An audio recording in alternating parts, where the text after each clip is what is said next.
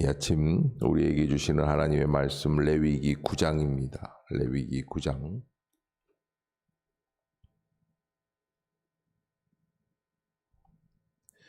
예, 1절부터 21절까지 제가 먼저 보고 남은 구절은 함께 보도록 하겠습니다.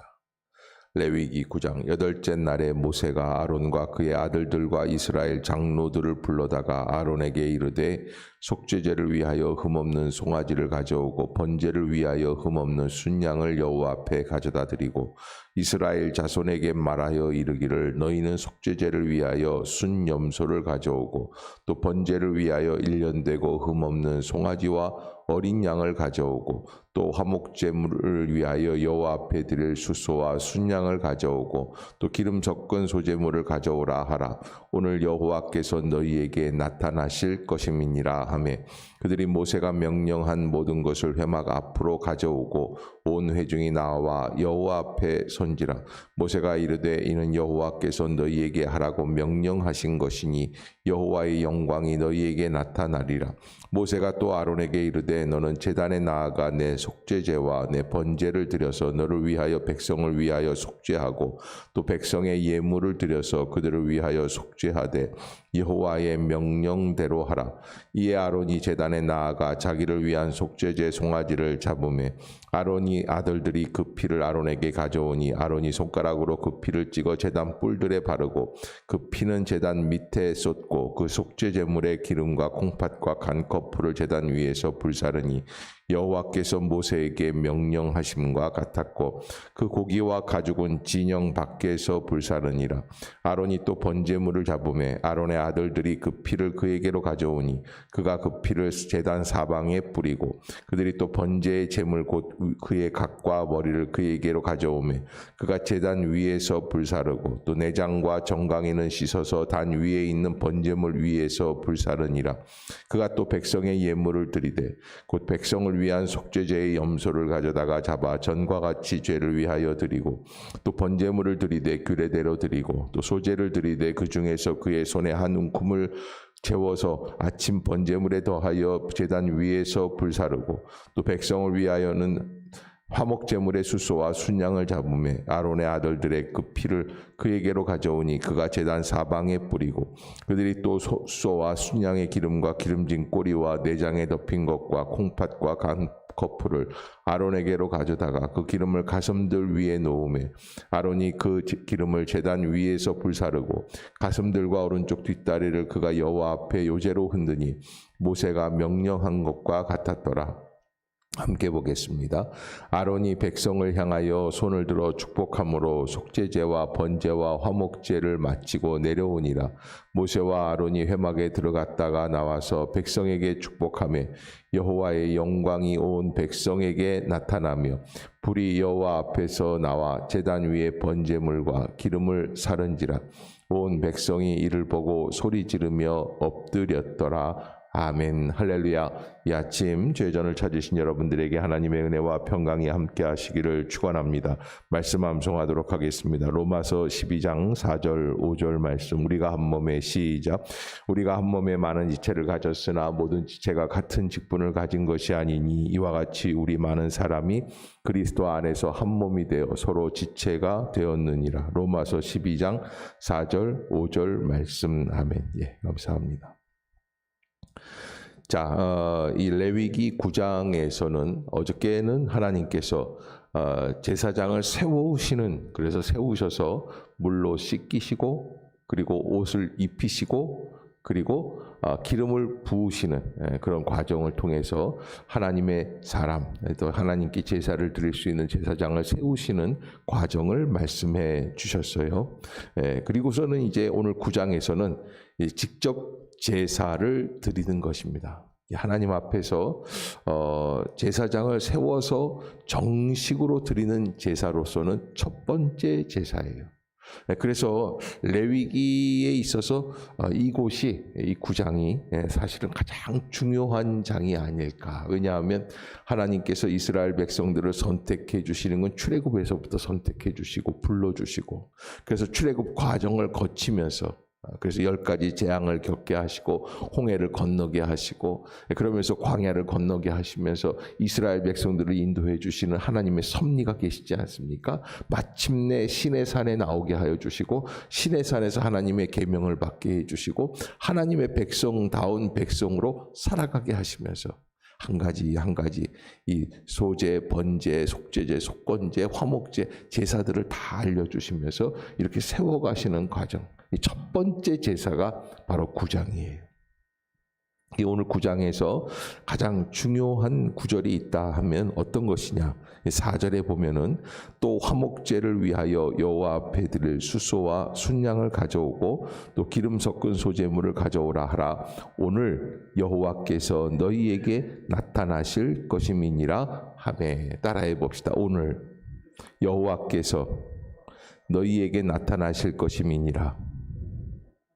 다시 한번 오늘 여호와께서 너희에게 나타나실 것임이니라. 그러니까 예배에 있어서 가장 중요한 것은 무엇입니까? 하나님이 우리 안에 임재하여 주시는 영광의 역사예요. 오늘 여호와께서 너희에게 나타나실 것임이니라. 이렇게 하나님 앞에서 선포하고 또 기대를 걸었다 이거예요. 그랬더니 하나님께서 직접 나타나 주시는 역사가 24절에 불이 여호와 앞에서 나와 제단 위에 번제물과 기름을 사른지라 온 백성이 이를 보고 소리 지르며 엎드렸더라. 처음 정식으로 드리는 예배 가운데 하나님께서 정식으로 불로써 임재해 주시는 역사가 나타나게 되었다라고 하는 것입니다. 이런 모습 속에서 우리가 어떻게 하면 하나님 앞에 합당한 예배를 드릴 수 있을 것인가? 어떻게 해야 하나님 앞에서 하나님의 임재를 체험할 것인가? 여러분, 우리가 한 가지 알아야 될 것은 이 성서적인 예배는 우리가 하나님 앞에 나아가지만 하나님이 우리를 선택해서 불러주셔서 나갈 뿐이지 우리가 잘나서 나갈 수는 없어요. 그러니까 우리의 힘, 우리의 공로로 주님 앞에 나가는 건 절대 아니에요. 나의 정성, 나의 노력이 아무리 있어도 그것이 하나님 앞에 이룰 수 있는 관건이 되지는 않습니다. 하나님이 우리를 불러주셔야 그분 앞에 나올 수 있는 것이다 라고 하는 것을 우리가 예배자의 자세에서 분명히 알아야지 되고요. 우리는 할 수 있는 게 무엇입니까? 기대할 수밖에 없는 거예요. 오늘 여호와께서 우리에게 나타나시기를 소원합니다. 여러분, 우리가 매일 예배를 드리고 매주일 예배를 드릴 때 하나님 앞에 나올 때마다 우리의 기대함이 있습니다. 그게 무엇입니까? 오늘 여호와께서 너희에게 나타나실 것임이니라. 하나님께서 우리 앞에서 나타나 주시는 그 기대감, 그 소원, 간절한 마음이 하나가 될 때 그때 은혜가 임하게 되는데, 신약에서 이 오늘 여호와께서 너희에게 나타나실 것임이니라 라고 하는 이 기대가 이루어지는 장면이 있어요. 그게 어디입니까? 사도행전 2장이에요. 오직 성령이 너희에게 임하여 주시는. 그래서 각자의 머릿속에 불로써 임하여 주시고 강하고 급한 바람과 같은 소리가 있어서 모든 방 안에 가득하게 되어는 역사가 오순절 마가다락방에 임하게 되었다. 그러면 하나님께서 오늘 본문에서 나타나신 것처럼 오늘 여호와께서 너희에게 나타나실 것임이니라 했는데, 실제로 24절에 불이 여호와 앞에서 나와서 제단 위에 번제물과 기름을 살라버렸어요. 훑어버렸어요. 태워버린 거예요. 하나님의 불이, 장막 위에 구름 속에 거하시던 하나님의 불이 갑자기 내려오시면서 그러면서 제단 위에 있는 그 모든 것들을 다 핥아버렸어요. 자, 그러니까 오순절 마가다락방에 성령의 불이 임하였습니다. 그런데 성령의 불이 왜 임하였던가? 사실 우리의 관심은 어디에 있냐면 그날 그 자리에 있었던 120명의 제자들에게 있습니다. 그런데 물론 그것도 중요하지만, 그러나 정말 중요한 것은 언제 하나님이 불을 우리에게 주시는가? 진정한 제사. 여기 진정한 제사는 뭐예요? 처음으로 하나님 앞에서 정식으로 모든 말씀대로, 그래서 속죄제를 드리고 또 소제를 드리고 화목제를 드리고 번제를 드리는 그 모든 과정들이 잘 이루어졌을 때, 그 사도행전 2장으로 다시 돌아가면 하나님께서 성령의 불을 어떻게 주셨을까? 언제, 왜 그때 주셨을까? 미리 주셨으면 더 좋지 않았을까? 네, 예수 그리스도께서 십자가에서 진정한 속죄제를 하나님 앞에 드렸어요. 예수께서 진정한 제사를 드린 다음에, 그래서 완전히 죽으신 다음에, 그리고서는 하나님께서 성령의 불을 이 땅 위에 허락해 주신 것이다 라고 하는 거예요. 우리가 하나님 앞에서 어떻게 신앙생활을 해야지 될까? 우리에게 성령의 불이 필요합니다. 우리에게 허락해 주시옵소서. 그러기 위하여서 우리가 받아야 될 것은 무엇입니까? 예수 그리스도께서 십자가에서 죽으시는 것과 같은 그런 동일한 마음. 갈라디아서 2장 20절에 내가 그리스도와 함께 십자가에 못 박혔나니, 바울이 그렇게 말씀하시는 이유가 어디에 있습니까? 그 과정, 속죄제 제사를 드리는 온전한 과정이 이루어질 때 우리의 심령에 뭐가 임하게끔 되어 있습니까? 성령의 불이 임하게끔 되어 있어요. 그러니까 우리가 하나님 앞에서 어떤 자세로 제사를 드리느냐, 어떠한 마음으로 예배를 드리느냐. 여러분, 예배가 잠깐입니다. 30분입니다. 주일 예배 1시간입니다. 그러나 그 예배에 성공하는 것도 중요합니다. 더 중요한 진정한 성공의 의미는 어디에 있습니까? 그 말씀을 가지고 한 주간을 믿음으로 살아내는 거예요. 거기에 집중할 수 있어야지 돼요. 그러므로 형제들아, 내가 하나님의 자비하심으로 너희를 권하노니 너희 몸을 하나님이 기뻐하시는 거룩한 무엇으로? 산 제물로 드리라.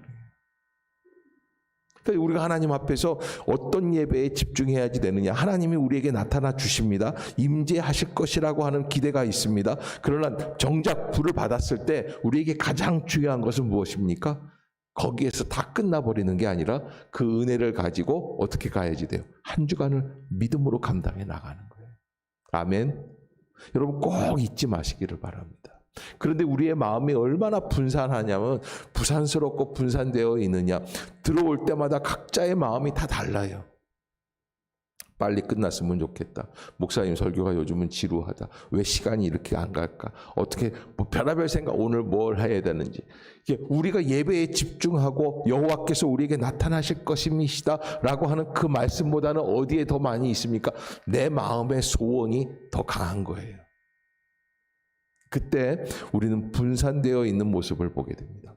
온 회중이 나와서 일주일 동안 위임식을 하고 하나님 앞에서 정결하게 된 제사장들이 드리는 첫 번 예배에 집중되어 있기보다는 마음이 분산되어 있으면 하나님의 임재의 역사를 바라볼 수 없게 되는 것이죠. 그러게 예배의 성패는 우리 어디에 있습니까? 우리가 얼마나 예배에 집중하며 진정한 제물로서 내가 하나님 앞에서 사한 제사를 드릴 수 있느냐에 있다는. 말하기는 쉬운데 우리가 직접적으로 예배에 진정한 예배를 드리기가 어렵죠. 마귀는요, 항상 마귀는 밤낮이 없습니다. 마귀가 얼마나 열심인지 몰라요. 마귀는 항상 추구하는 것이 있는데 은혜 받지 못하게 하는 거예요. 그래서 이 결과를 얻어내기 위해서 어쩔 때는 목사가 밉기도 하고, 어쩔 때는 다른 사람들이 막 김 집사가 은혜 받고 막 기도하고 눈물 흘리고 이러는 것도 싫어하게 되는 거예요. 아우, 저 사람 안 했으면 좋겠다. 오늘 예배가 엉망이 됐으면 좋겠다. 예배에 분산시키는 마음들, 여러 가지 가지각색의 정욕적인 마음들, 내 생각과 내 고집, 내 아집.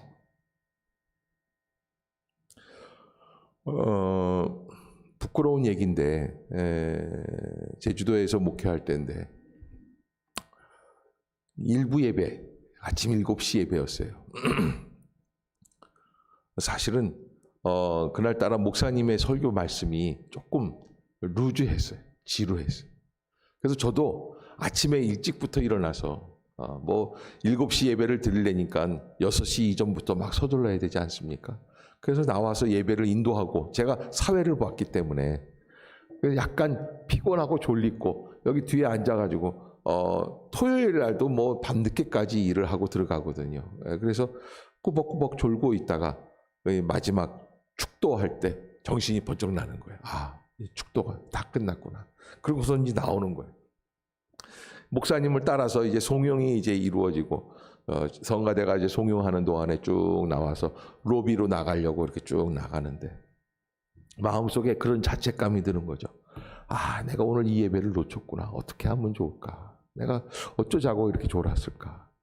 그런데 마음속에 은근히 어디에 그 초점에 맞춰지냐면, 그래, 맞아. 목사님이 설교를 좀 지루하게 해서 한 거 아니야. 이런 마음이 드는 거예요. 목사인 저도 그런 마음이 들 때가 있어요. 그러면서 좀 이렇게 막 좀 다운되어 있는 마음, 그렇게 해서 쭉 나가는데 저 뒤에쯤 갔는데 그 제주 영락교회는 기둥이 가까이에 있어요. 통로 가까이에 이렇게 기둥이 들어오는 기둥이 딱. 근데 그 바로 기둥 뒤에 한 자매가 제 눈에 딱 들어오게 돼 있어요. 일부 예배라 사람이 많지는 않아요. 100여 명 이렇게 예배를 드리는데 기둥 뒤에 한 자매가 딱 서 있어요. 그런데 이렇게 딱 봤는데 그냥 얼굴이 눈물로 범벅인 거예요. 그냥 콧물까지 잔뜩 그냥 어쩔 줄을 모르고 통곡하면서 예배를 드리고 있는 거예요. 마지막 송영 시간에 기도를 하면서 혼자 은혜를 받고 있는 거예요. 그 제 마음속에 하나님이 망치로 머리를 치시는 것처럼, 또 이름 모를 저 자매는 저 맨 뒷자리에 앉아 있었지만 지금 눈물로 예배를 드리고 있는데 목회자라는 너는 뭐 하고 있는 거냐? 예배의 은혜를 받는 거는요, 가장 중요한 것이 나 밖에 있는 다른 사람들의 원인으로서 이루어질 수 있는 것은 아닙니다. 절대적인 원인이 내 심령 가운데 있습니다. 그러기에 우리에게 가장 중요한 것, 여호와께서 오늘 너희에게 나타나실 것이다 라고 하는 기대감으로 시작된 예배가 성령의 불로써 불이 여호와 앞에서 나와 제단 위에 번제물과 기름을 살라버리고 온 백성이 이를 보고 소리 지르며 엎드리는 역사까지 이루어지느냐 안 이루어지느냐, 우리가 날마다 점검하면서 나는 주님의 성령의 불을 보았는가, 거기에 성패가 이루어지는 거예요. 사람들이 많이 왔는지 적게 왔는지가 문제가 아닙니다. 내가 얼마나 많은 액수를 헌금을 했는지 이게 중요한 게 아니죠.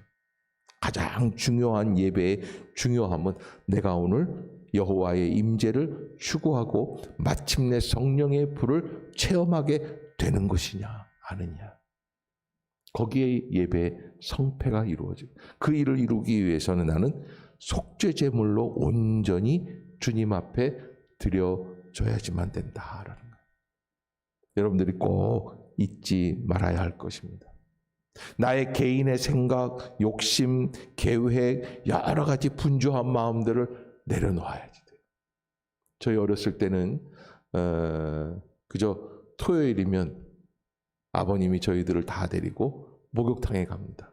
목욕 일주일에 한 번, 또 어쩔 때는 몇 주일에 한 번 정도 할 때, 그 너무 인터벌이 있으면 집에서 물 데워서 그래서 이렇게 부엌 같은 데서 목욕할 때도 있고, 일주일에 한 번 하는 목욕, 가서 목욕하고 와서는 속옷 다 갈아입고, 그리고 내일 입을 옷을 준비해서 올려놓고, 그리고 헌금, 연보돈이라고 그래요 그때는요.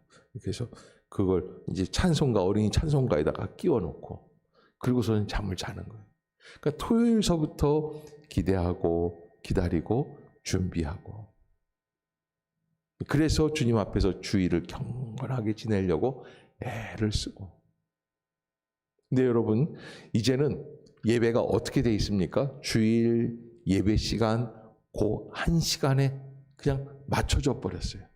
그것도 이제는 코로나로 그나마도 어떻게 됩니까? 그냥 제가 참 죄송한 얘기인데, 지난 여름에 그죠, 우리가 동영상으로 갑자기 드리게 된 때 있지 않습니까? 근데 이제 12시쯤 이렇게 전화를 했어요. 예배 끝나고서는 이제 전화를 했는데 동영상으로 예배를 드렸죠. 밖에 있는 것 같더라고요. 아무개 집사님이. 어디야? 그랬더니 지금 가족이 다 캠핑 가고 있다는 거예요. 영상으로 예배를 자동차에서 잘 드렸다는 거예요. 내가 세상에 이럴 수가 있을까? 그래서 예배가 그냥 1시간 동영상 보는 걸로 그냥 이렇게 바뀌어 버리는 경향이 생긴 게 이 코로나 때예요. 이게 당연한 거구나 생각하면 뭐 할 수 없는 거예요. 그러나 여러분 그렇게 해서는 예배의 성패가 이루어질 수가 없어요. 우리는 하나님의 은혜 가운데 다시 어떻게 됩니까? 오늘 이 9장에 나와 있는 하나님의 온전하신 임재가 있는 예배로 다시 돌이켜야 될 줄로 믿습니다. 아멘. 여러분 그것을 기대하는 거예요. 좀 월급이 올랐으면 좋겠다. 아이가 어떻게 학교에 잘 들어갔으면 좋겠다. 이런 기대감에서부터 가장 중요한 우리의 인생의 가장 중요한 것. 예배를 잘 드리는 거예요. 여러분 성경에 나와 있는 성공한 믿음에 성공한 사람들 다 예배를 하나님 앞에 정성을 다해서 드리는 거예요. 예배 한 번에 그들의 일생이 좌우되는 거예요. 창세기 28장에 하나님 앞에서 야곱이 베델에서 단을 쌓고 하나님께 제사를 드리면서 그 제사 한 번에 그의 일생의 방향이 다 바뀌어요. 그 예배를 받으시고 하나님이 야곱을 마침내 베델에 다시 돌아오게 해 주시는 거예요. 아브라함이 하나님 앞에 처음 와가지고 그래서 그 아브라함이 처음 왔을 때 그 자리를 힘입어서 하나님 앞에 나아가 거기에서 첫 번째 제사를 드렸던 자리가 있어요. 여러분 우리가 그냥 반복적이고 습관적인 예배에서 오늘 본문의 위임식 이후에 처음 드리는 이 예배. 그래서 오늘 여호와께서 너희에게 나타나실 것입니다. 분명히 그 말씀 그대로 불이 여호와 앞에서 나와 제단 위에 번제물과 기름을 살라버리는 역사. 그래서 온 백성이 보고 소리 지르며 엎드렸더라. 엎드렸다라는 게 무슨 뜻입니까? 하나님의 은혜 가운데 완전히 주님을 경외하는 장면입니다. 여러분 예배가 다 드려지면 엎드려지는 역사. 아멘. 고개가 빳빳한 역사가 아니에요. 나의 자존심, 나의 생각, 나의 주관이 살아있는 게 아니에요. 내가 예배를 평가하고 판단하고 말씀을 판단하고 정죄하고 이건 다 내가 살아있는 거예요. 온전히 엎드려지는 역사. 그때 하나님의 은혜가 우리의 심령 가운데 흘러가게 될 줄로 믿습니다. 기도하겠습니다. 사랑의 하나님 아버지 은혜를 감사합니다. 이 아침도 저희를 불러주시고 깨워주시고 인도해 주시며 말씀으로 온전케 하여 주시는 줄로 믿습니다. 레위기 9장 하나님이 우리에게 주시는 성령의 놀라운 능력의 역사를 임재를 바라보며 소원하며 주님 앞에 나오는 그 모든 장면에 우리의 심령도 함께 동참하게 하여 주시고 오늘 여호와께서 너희에게 나타나실 것임이라는 기대감이 날마다 아침마다 새벽마다 있게 하여 주시고 주일 예배 때마다 이루어지게 하여 주시며 하나님의 은혜의 역사, 불의 역사가 온전히 우리 안에 임하는 예배가 날마다 드려지게 하여 주시옵소서. 그리하여 우리의 심령이 주님 앞에 엎드려지게 하여 주시옵소서. 내가 살아있는 예배가 아니라 내가 하나님 앞에서 십자가에 못 박히는 예배가 될 수 있도록 나의 손과 발을 못 박고 내가 예수 그리스도의 피 흘림에 온전히 속죄를 받을 수 있는 은혜의 심령들이 될 수 있도록 주께서 강권적으로 역사하여 주시고 예배를 방해하는 모든 권세들이 물러가게 하여 주시어서 행신 임마누엘 주의 백성들이 온전한 마음으로 진정한 예배를 드릴 수 있는 복된 자리가 되게 하여 주시옵소서. 이제 성령께서 역사하여 주실 줄로 믿습니다. 주님 영광 받아 주시옵소서. 오늘 하루도 주님이 함께하여 주시고 여러 가지 어려움으로 고통당하는 성도들마다 찾아가 주시고 믿음의 은혜를 허락하여 주시옵소서. 예수님의 이름으로 간절히 기도드리옵나이다. 아멘. 하늘에 계신 우리 아버지여 이름이 거룩히 여김을 받으시오며 나라가 임하옵시며 뜻이 하늘에서 이룬 것 같이 땅에서도 이루어지이다. 오늘날 우리에게 일용할 양식을 주옵시고 우리가 우리에게 죄 지은 자를 사하여 준 것 같이 우리의 죄를 사하여 주옵시고 우리를 시험에 들게 하지 마옵시고 다만 악에서 구하옵소서. 대개 나라와 권세와 영광이 아버지께 영원히 싸움나이다. 아멘. 이 시간 동성으로 기도하실 때 특별히 오늘 오전에 민지권